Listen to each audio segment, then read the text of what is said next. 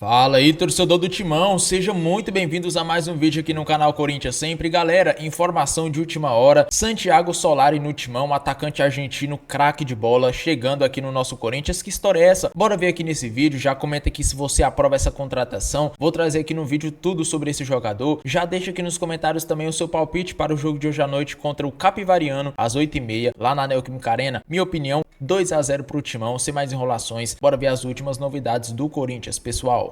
Do nada veio o aviso. No meio da semana, uma entrevista coletiva do Dorival. Mas ele já tinha falado um monte no domingo. Tem 2 jogos na semana, então ia falar de novo. Estranho. Será que vai anunciar alguma coisa? Não é nenhum anúncio bombástico, igual vários de vocês especularam. Então tá tudo bem, tá bom? Ele falou por 1h02. Foi uma entrevista bem longa, na qual Dorival passou pelos mais diversos assuntos. Mas o principal deles foi planejamento. Afinal, o que dá para esperar do Corinthians em 2026? Olha, não, eu acho que futebol você não pode pensar lá na frente, não. Você tem que pensar no mês de fevereiro agora. E quando fala de reforço, então, deixa bem claro que não está satisfeito. Nós precisamos, assim, de termos mais atletas, melhorarmos e qualificarmos o nosso grupo. Eu tive 2 vice-campeonatos brasileiros. Enquanto eu tive equipes de qualidade nas minhas mãos, eu também conheço os caminhos. Eu sei como se chega. Mas tem um assunto que ainda pega. Falar de seleção brasileira. No quesito mata-mata ou mata de uma Copa do Mundo, eu também sei trabalhar. Eu tenho noção do que é. Eu acho que a prova dos resultados que nós estamos tendo aí, e não foram com equipes que eram favoritas, não. O que você acha dos desabafos do Dorival, Show? Ficou nítido que ele sentiu o golpe na época, né? A forma que ele foi demitido da CBF, a forma que a crítica da imprensa lidou com toda essa situação. Ele guardou esse tempo todo, né? Porque já lá no GE, depois da final da Supercopa, ele já tinha falado sobre esse assunto, e agora nessa coletiva marcada por ele ou pelo Corinthians, enfim, ele também expõe mais uma vez essas críticas. Eu só discordo dele de uma situaçãozinha ali, de mata de Copa do Mundo com qualquer outra competição. É uma atmosfera completamente diferente. Quem jogou é diferente, né, Show? Completamente diferente. Você tá dando essa carteirada, né? Você ganhou, né? É verdade. Não é nem... bom, enfim. Mas é que é diferente. Olha só, vamos falar do atacante Solari, né? Atacante que eu trouxe já há algum tempo essa informação, faz umas 2 semanas, que o Corinthians sondava a situação do Solari, né? Jogador que foi oferecido aí, né, pelo seu staff ao Corinthians, atleta de 28 anos, jogador do Racing, né, da Argentina, atleta que na sua carreira começou no Vélez, né? Começou no Vélez Sarsfield, e, enfim, teve uma passagem aí de destaque, né, no clube uruguaio, né, no Defensa e Justiça, né, do Uruguai. Enfim, jogou também em clubes mais desconhecidos, né, como Atlanta da Argentina, enfim. Hoje está no Racing, já está há um bom tempo. Ele está avaliado em 3,5 milhões de euros, né, isso no Transfer Market aqui. É um atleta que tem contrato até o fim de 2027 com o Racing, e o Corinthians fez uma proposta pro Racing para conseguir o jogador por empréstimo com opção de compra. E o Racing, enfim, rejeitou inicialmente, tá? Então a gente vai aguardar, foi feita a proposta, o Racing, né, já rejeitou, não quer emprestar o jogador, quer negociar em definitivo. Então a gente vai ver se o Corinthians vai fazer uma contraproposta ou vai parar por aí o assunto. A questão é a seguinte: dentro do Corinthians, eles entendem que o Solari é um nome super interessante, muito mais do que o Kaique e outros nomes que foram citados, até mais que o Rony, outros jogadores, o Júnior Santos. Eles entendem que esse vale a pena, né? Você gastar um pouquinho pelo empréstimo. Só que o Racing não quer emprestar, entendeu? Por enquanto não quer emprestar.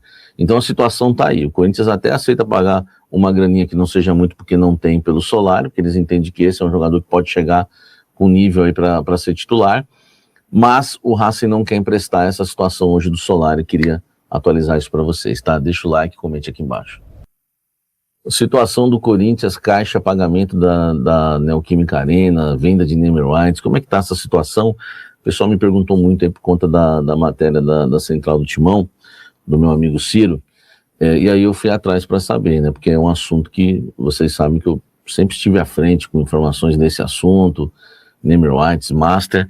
Aí os caras falaram, sabe, vê pra gente o que existe. O que existe é realmente isso, né? O Corinthians está aguardando um estudo, né, que está sendo feito aí para descobrir, né, o valor, né, hoje dos name rights, né? Quanto que valeriam, né, os name rights hoje da Neoquímica Arena, e também quando a gente quer saber o valor de quitação, tá? É o valor à vista, né, de quitação. Então, qual que é o plano do Corinthians? Vamos lá. Pode ser a Caixa? O Corinthians quer resolver, o Corinthians não quer mais ficar com essa dívida. O Corinthians acha que a Caixa vai ter que tomar alguma solução, o Corinthians não vai ficar mais com essa dívida, né? O Osmar, ele tá decidido em relação a isso. Segundo, pode ser a Caixa? Se a Caixa quiser ficar com os name rights, pode ser. Há essa conversa com a Caixa, tá? Há uma conversa também com a Hypera Pharma, né? Só que a Hypera Pharma foi comprada por um outro grupo, parte dela foi comprada por um outro grupo que atrapalhou um pouco as negociações, tá? Se eu não me engano é o Grupo Votorantim, depois a gente confirma isso para vocês. Só a Neoquímica, por exemplo, a Hypera Pharma, a relação é ótima, se eles saírem inclusive dos name rights, eles devem continuar no Corinthians em um outro segmento ali, em uma outra situação, com parceria com o Corinthians, tá? Agora, qual é o plano do Corinthians? O plano do Corinthians é quitar, né, do Osmar Stabile, é quitar a dívida que o Corinthians tem do seu estádio. Como vai fazer isso? Ou a Caixa assume essa dívida, né? Assume essa dívida e fica com o nome, né, compra os name rights do Corinthians, né, à vista, ou ela passa um valor para que o Corinthians consiga repassar para uma outra empresa. Então o Corinthians está conversando com algumas empresas, né, tentando, né, que essas empresas se acertem com a Caixa, tá aqui, a gente, né, vai aí financiar esse acordo, o Corinthians não tem mais nada a ver com isso, e essa empresa se acertando, seja essa empresa pagando parcelado, coloca o nome dela no estádio corintiano e fica com a marca. É isso que está acontecendo, ou é Caixa ou é outra empresa. Só que o Corinthians ainda está em busca do valor à vista. Vamos lá, vamos falar do Timão, porque o Dorival Júnior, no meio da semana, resolveu conceder uma entrevista coletiva, né, para imprensa presente no CT Joaquim Grava, no dia a dia ali, depois do título conquistado no Rio de Janeiro. No Rio de Janeiro não, né? No Rio de Janeiro foi do ano passado, na Copa do Brasil. No Mané Garrincha, em Brasília, a Supercopa, aí o elenco aproveitou a segunda-feira, ele começou a trabalhar a semana com um derby no horizonte, tem um jogo importantíssimo no domingo, mas antes disso tem um complemento da sexta rodada do Campeonato Paulista.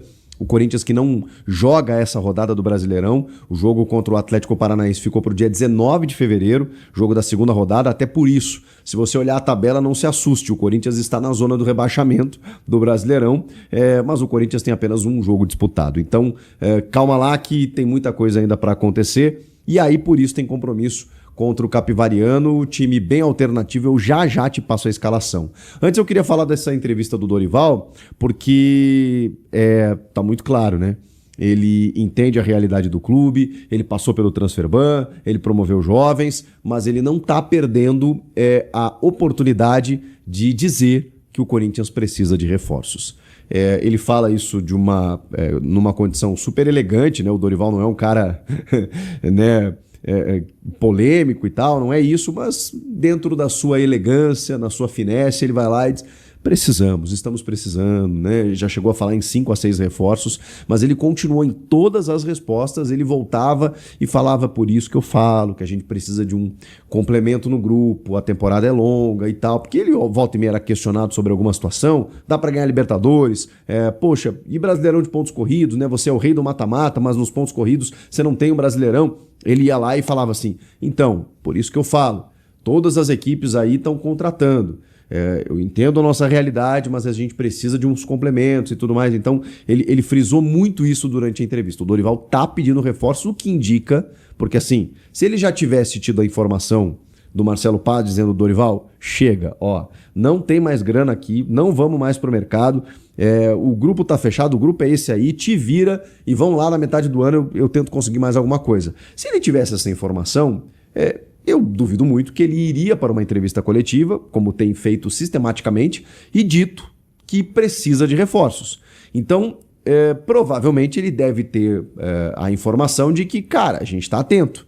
E se tiver a possibilidade, a gente vai trazer. Então, o Corinthians segue no mercado e há uma possibilidade muito grande de que outros reforços sejam anunciados até o dia 3 de março, quando fecha a janela para o Corinthians poder regularizar e inscrever jogadores. Não tem mais transferban, então a galera vai à forra aí, né? E o Dorival tá pedindo reforços.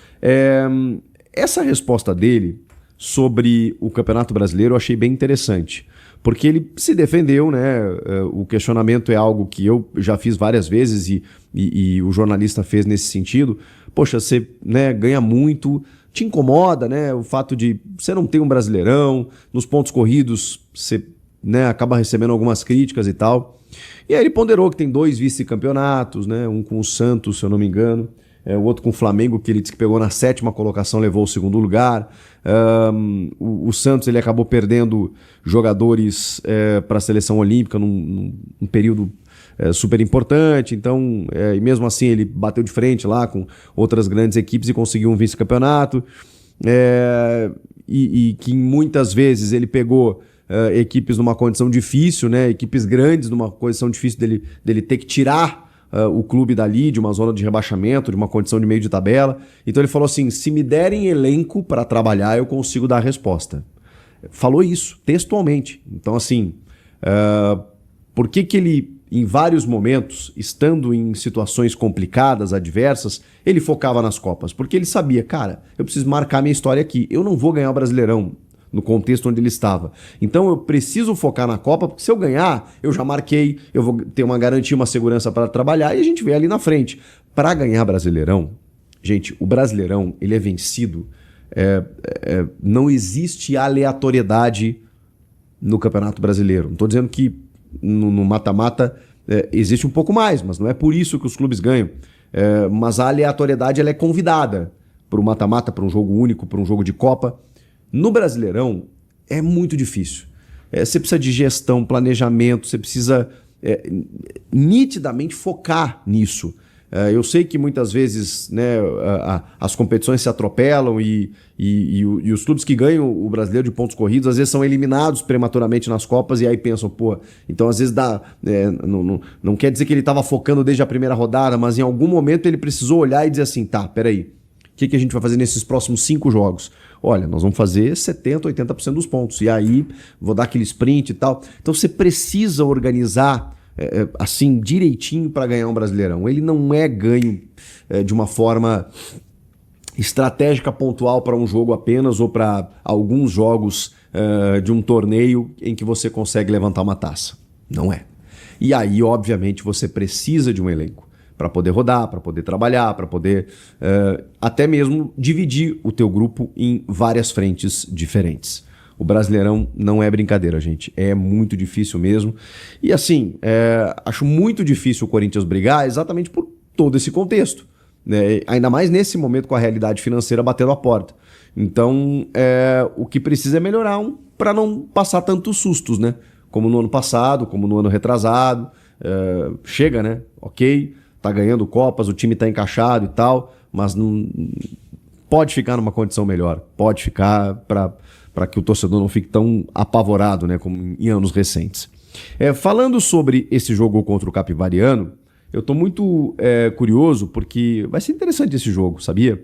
A gente sabe que o foco é no derby contra o Palmeiras, jogo de Campeonato Paulista também, né? A 7ª rodada, mas é um clássico, então o velho clichê de ser um campeonato à parte, você não sabe o que é um Palmeiras e Corinthians.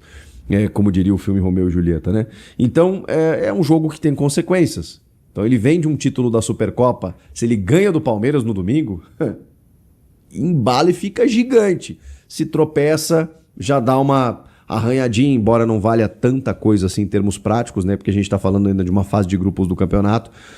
Mas vai depender também do que o Corinthians vai conseguir nessa quinta, né? Porque tá na fase de classificação, mas tá todo mundo embolado ali, né? E é um campeonatinho traiçoeiro, tem mais 3 jogos para serem disputados. Mas o mais legal desse jogo contra o Capivariano vai ser observar alguns jogadores que a gente precisa ver mais de perto. O Matheus Pereira no meio-campo. O Pedro Milans na lateral direita, o Tchoca voltando, talvez ele seja utilizado, como é que a gente vai poder observá-lo aí, se tá tudo bem com ele, se a cabeça tá boa e tal, e é um jogador que eu acho que pode ter sequência até para ser negociado ali na frente. O Caio César como titular, que já foi inscrito no Campeonato Paulista também, ele entrou muito bem contra o Flamengo, mas numa amostragem muito pequena. Então, entrando como titular, começando, para a gente ver o seu jogo sendo desenvolvido de uma forma melhor, vai ser interessante. E outros nomes que a gente já está acostumado a ver e tal, né? O Garro tendo uma sequência maior, o Vitinho, Guinegão, mas especialmente Caio César, o Pedro Milans na direita, o Tchoca na defesa, acho que são as grandes valências desse time para a gente poder analisar, porque são jogadores com um ingresso quase que imediato no time titular, no time principal.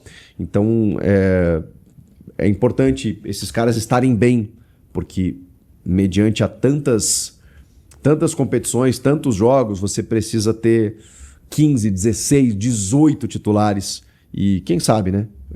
O Corinthians começa a se fortalecer como grupo também para poder suportar uma longa temporada e fazer bonito no Brasileiro. Acho que é isso que o torcedor quer também. O que vocês acham de tudo isso? Comentem aqui.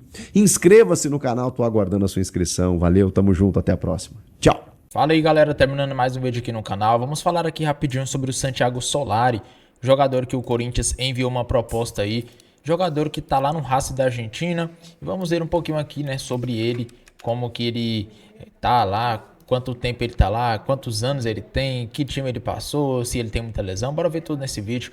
Ele que tem um valor de mercado 3,50 milhões de euros. Pessoal, olhando assim o histórico de times que ele passou, não foi muitos, né? Ele foi revelado pelo Vélez e aí passou por muitos clubes, né? Como Juventude Unida, nunca ouvi falar. Guinásia, nunca ouvi falar. O único que eu vi aqui foi o Defensa e Justiça em 2024 que ele foi. E aí ele chegou lá, ficou de 2023 até 2024, um ano, quando foi vendido por 2,74 milhões de euros para o Racing. E, pessoal, vamos ver aqui rapidinho os títulos que ele tem. Eu gosto de analisar as estatísticas certinho com vocês. Vamos lá. Ele tem 2 títulos. Ele ganhou a Sul-Americana. Olha que interessante. Ele ganhou a Sula na final contra o... Foi contra quem, galera? Foi Racing, né? Foi Racing Cruzeiro. Ganhou do Cruzeiro na final, lembro. E ganhou também a Recopa o ano passado do Botafogo. E vamos ver aqui rapidinho. Tem 2 títulos grandes, né? Sul-Americana é praticamente uma segunda Libertadores ali, né? Vamos dizer. E galera, vamos ver o histórico de lesão. Eu gosto de analisar sempre isso, porque imagina você contratar um cara bichado, né? Olhando aqui, ele não é um cara de muitas lesões. Teve apenas uma lesão que foi muito tempo, né? Quase 2 meses. O resto, a última lesão foi em setembro do ano passado, foi apenas 5 dias que ele ficou fora. Aqui 9 dias, 11, 17 e aqui 54, um pouco maior, né? E galera, vamos ver aqui um pouco a informação que saiu, né? Que é o principal. Aqui, ó, a informação fala que o jogador o Corinthians fez uma proposta, né? Para o Racing para conseguir o jogador por empréstimo com opção de compra. Porém, o clube argentino rejeitou inicialmente, ou seja, eles não querem emprestar, quer apenas vender. E agora o Corinthians, né, vai ver se faz uma contraproposta. Vamos ver o que vai sair aí, hein?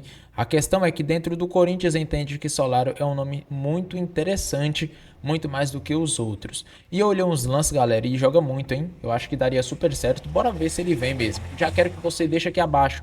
Aprova essa contratação, comenta sua opinião nos comentários. Sem mais enrolações, eu fico por aqui. Um forte abraço e até o próximo vídeo, meus amados.